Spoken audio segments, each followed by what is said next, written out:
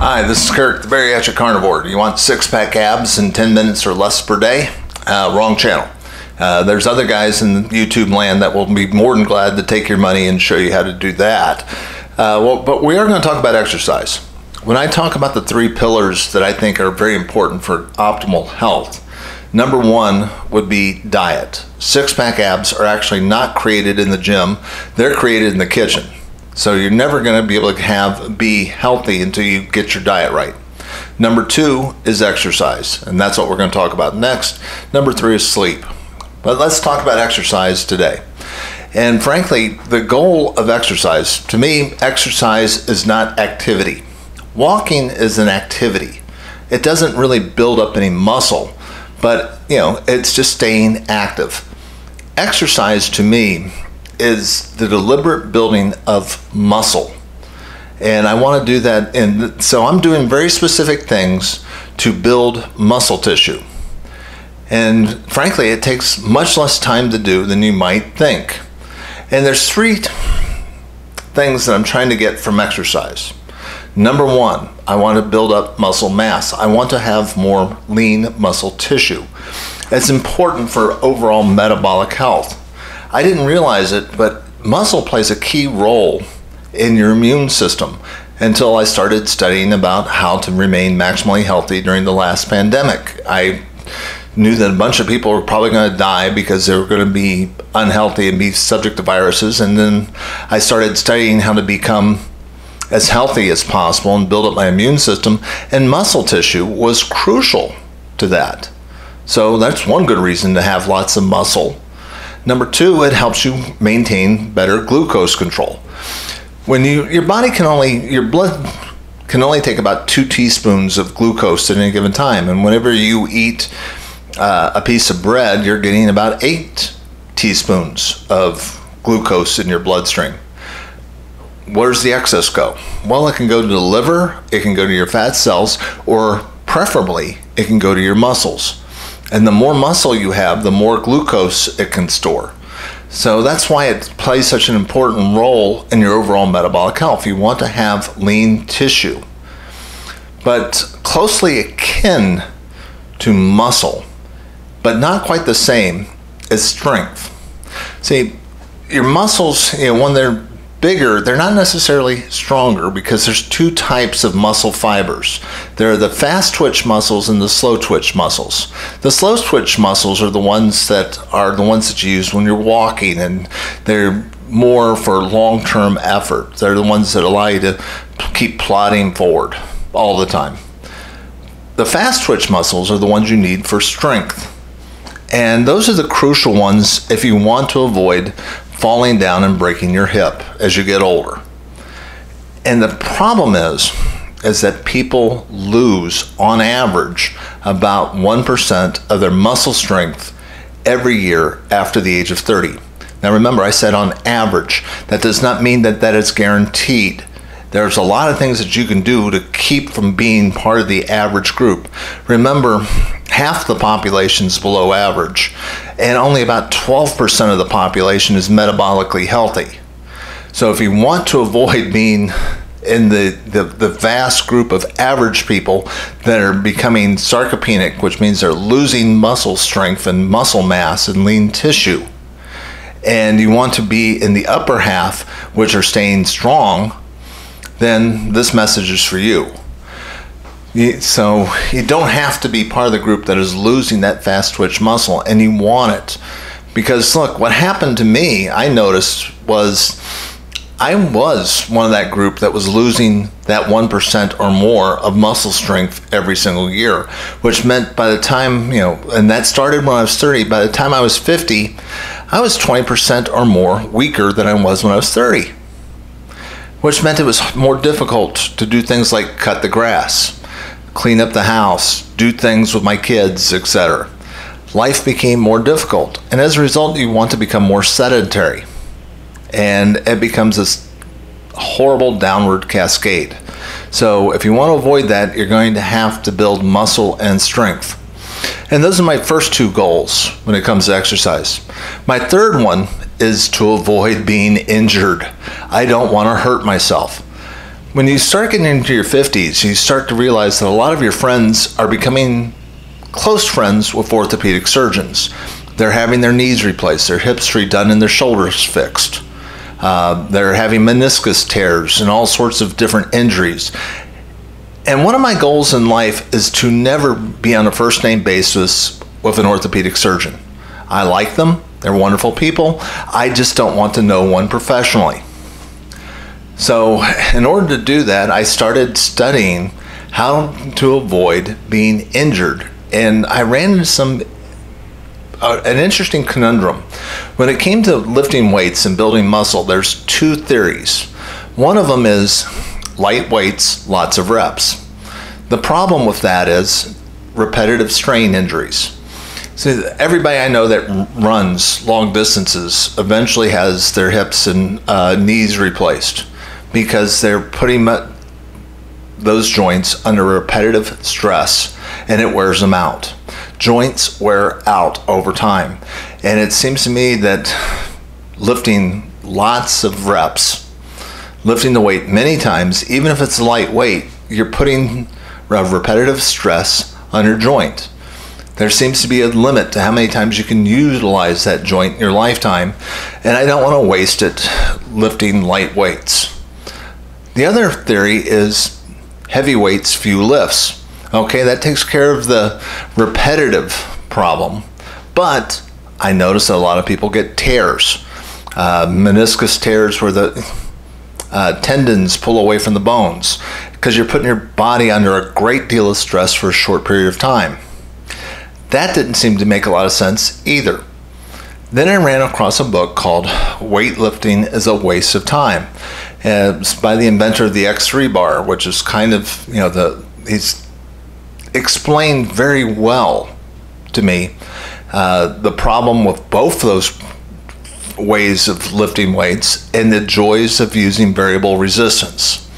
And the way you use variable resistance is basically using bands. Bands are fantastic when you think about it, because what you're doing is when you start off at your weakest point of a lift is you've got the least amount of resistance. And when you're the furthest out, where you're at your strongest, you've got the maximum amount of resistance. And bands create naturally variable resistance. I am a big fan of using bands as a way of creating stress on the muscle, but not stress on your joints. And that to me makes perfect sense. And I became a big fan. I recommend, if you want to take a deep dive into it, take a look at his book, take a look at his X3 bar.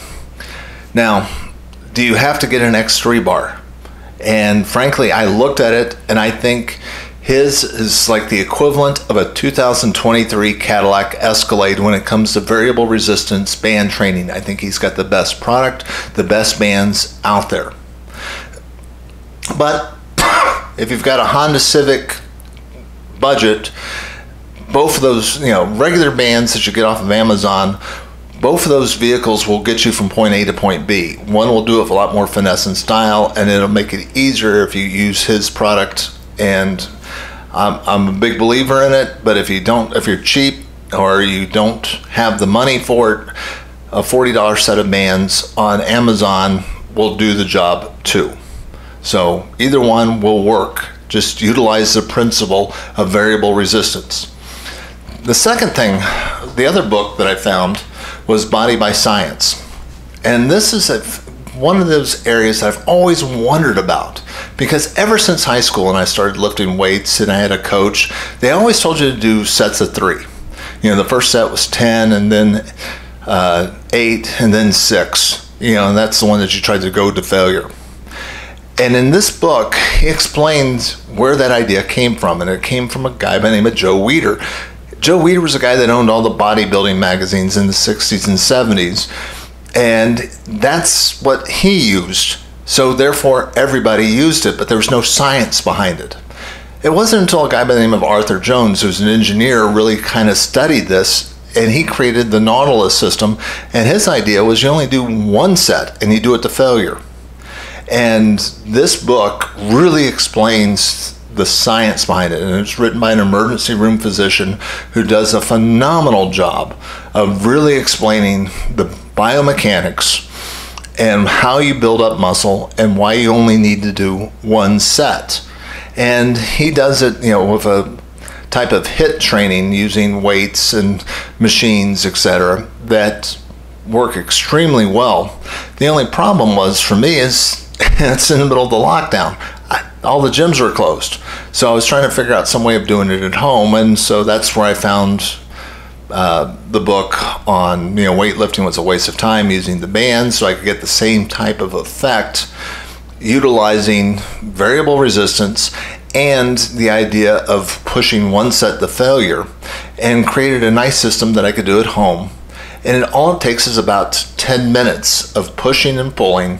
And the way I do it is I set an interval timer and I push as hard as I can on those bands for 1 minute. And by the time I am done, at the end of that minute, I should be as close to failure as I possibly can, where I can just barely get to the end. And if I'm doing enough resistance, that is a perfect rep. That's a perfect set. That's a perfect use of that 1 minute. Then I take a 30-second rest, and then I do the next exercise. I only do one set of each exercise, and I vary it, and I move them around. And so, one day it's arms, chest, leg day, upper body, and then the next day is a lower body thing. And we do it, I do it 3 to 4 times a week. That's it. 10 minutes. That's my exercise. That doesn't mean that that's all the activity that I do. I mean, I like to go out and bike. I walk, usually, for noon for an hour or so. But that's activity. That's just staying active. That is not the same thing as exercise, which is deliberately putting my body under strain, trying to create muscle and strength, and not trying to injure myself.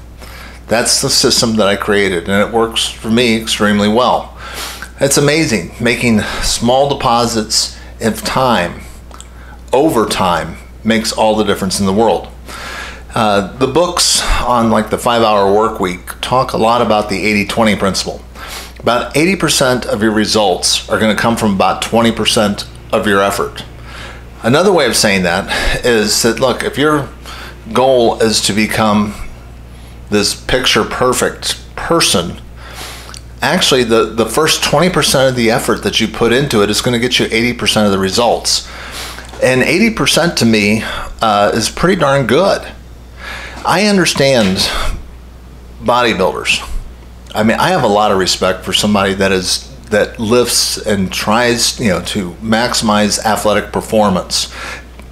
Bodybuilders are doing the same thing, and they are putting in, if you're a model, if you're a fitness model, if you're a competitive bodybuilder, you are putting in a tremendous amount of effort trying to tweak the body fat percentage just a little bit more, because that's what makes all the difference in the world. It's kind of like what I saw in NASCAR.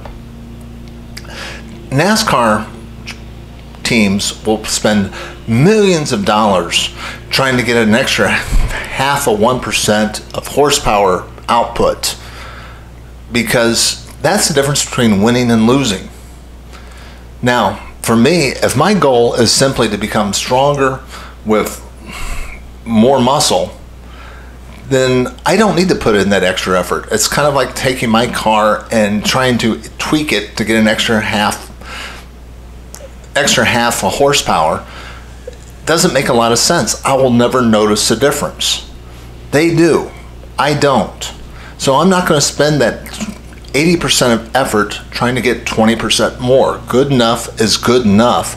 And frankly, 30 minutes a week to get all the muscle that I need and to get stronger every single week, it's a small price to pay. Now, I'm not going to fool you. I'm not going to say that it's an easy 30 minutes. I mean, it's painful. I mean, I am pushing hard on that stuff. It hurts. That last push is usually really painful, but it's done in 10 minutes. And the results keep me out of a wheelchair. They make me stronger. They keep me out of the orthopedic suite. I'm all in favor of it. So if you can get stronger with more muscle and very low risk of injury, why not do it? It's worth the 30 minutes of pain. This is Kirk, the Bariatric Carnivore. We try to put out a new message every single day. If you like this message, please hit the like and subscribe button. This helps me get this message to even more people who probably desperately need it. I mean, half the population is below average, and our country is not doing well physically. So if you believe in this message, please hit the like, subscribe. That gets it out to more people, and I will talk to you tomorrow.